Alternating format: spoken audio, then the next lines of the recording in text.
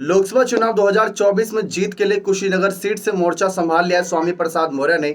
स्वामी प्रसाद मौर्य अच्छे से जानते हैं कि अगर इस सीट पर जीतना है तो बहुजन समाज के वोटरों को भी अपने साथ जोड़ना होगा, समाजवादी पार्टी पर भी तंज कसना होगा, जो कि वो बखूबी करते नजर आ रही हैं। जी हां, कुशीनगर सीट से इस बार नामांकन पर्चा भर दिया है स्वामी प्रसाद मौर्य ने।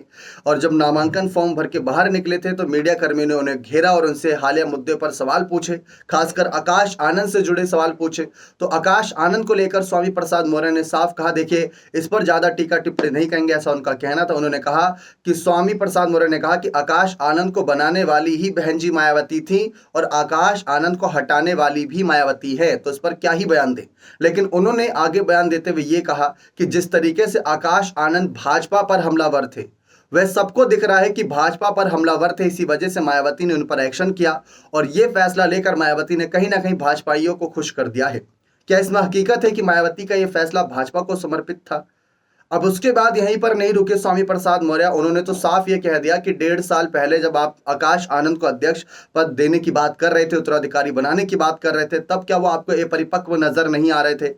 अब ऐसी क्या बात उनमें नजर आई कि जो आपको अपरिपक्व नजर आ रही है? तो ये बात उन्होंने उठा दी साफ तौर पर।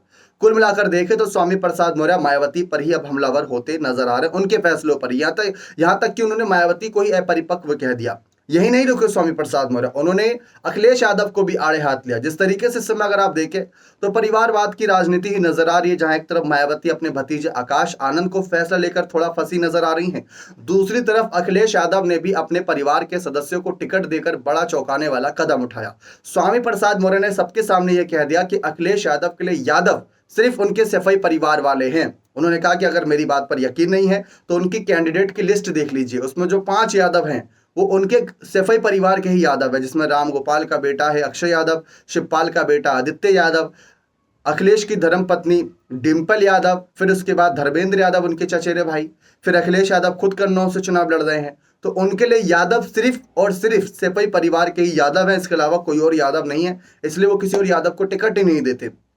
तो ये बड़ा विषय उठा दिया है स्वामी प्रसाद मौर्य ने।